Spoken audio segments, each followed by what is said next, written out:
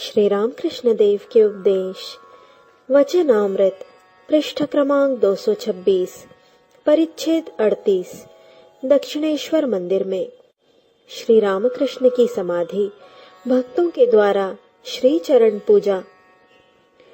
श्री रामकृष्ण आज संध्या आरती के बाद दक्षिणेश्वर के काली मंदिर में देवी की प्रतिमा के सम्मुख खड़े होकर दर्शन करते और चमर लेकर कुछ देर डुलाते रहे। ग्रीष्म ऋतु है, ज्येष्ठ शुक्ला तृतीया तिथि है, शुक्रवार 8 जून 1883 ईस्वी सन। आज शाम को राम, केदार चटर्जी और तारक श्री रामकृष्ण के लिए फूल और मिठाई लिए कलकत्ते से गाड़ी पर आए हैं। केदार की उम्र कोई 25 वर्ष की होगी, बड़े भक्त हैं। ईश्वर की चर्चा सुनते ही उनके नेत्र अश्रुपूर्ण हो जाते हैं। पहले ब्राह्म समाज में आते जाते थे, फिर कर्ता भजा, नवर सिख आदि अनेक संप्रदायों से मिलकर अंत में उन्होंने श्री रामकृष्ण के चरणों में शरण ली है। सरकारी नौकरी में हिसाब नवीस का काम करते हैं।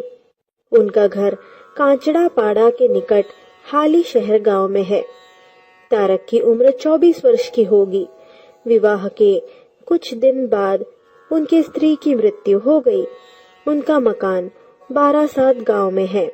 उनके पिता एक उच्च कोटि के साधक थे। श्री रामकृष्ण के दर्शन उन्होंने अनेक बार किए थे। तारक की माता की मृत्यु होने पर उनके पिता ने अपना दूसरा विवाह कर लिया था।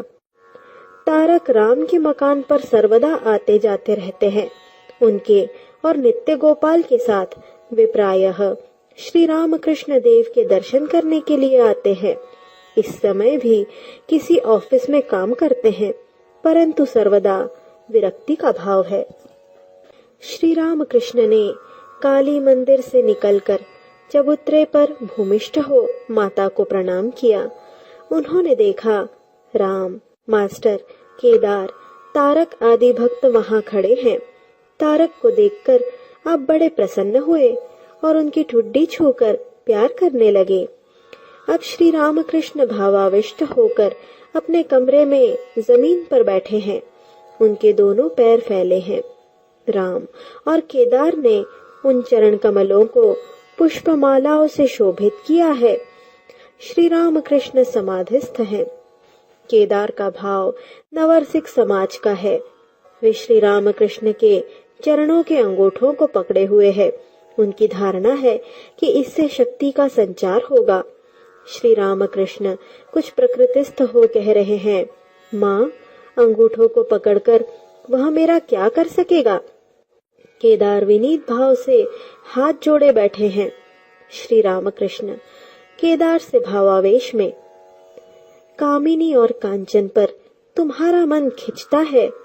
मुंह से कहने से क्या होगा कि मेरा मन उधर नहीं है।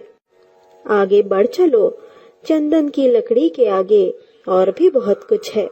चांदी की खान, सोने की खान, फिर हीरे और माणिक। थोड़ी सी उद्दीपना हुई है, इससे यह मत सोचो कि सब कुछ हो गया। श्री रामकृष्ण फिर अपनी माता से बातें कर रहे हैं। कहते हैं, माँ, इसे हटा दो। केदार का कंठ सूख गया है।